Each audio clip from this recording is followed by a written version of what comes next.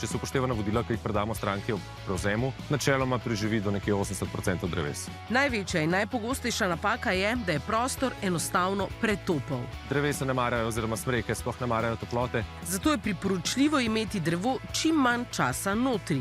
Priporočljivo je imeti tam do nekje en teden, dva, potem pa da se čim hitreje vrne nazaj ven. Ne glede na to, ali je drevo poškodovano ali v slabem stanju, ga po izteku najema odpeljejo. Lahko pa ga najemnik tudi obdrži in ga po želji presadi na lasten vrt.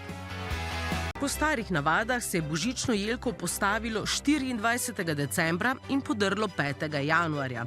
Dan danes pa okrasitve ponekod vidimo že tudi sredi novembra.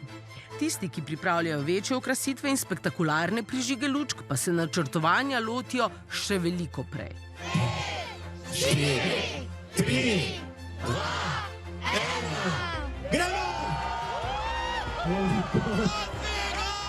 Ne, to ni bil prižig lučk v mestu, ne tisti uradni, pač pa prižig lučk Slavka Roškarja, ki sam okrasi celotno sosesko v mariborskem Teznu.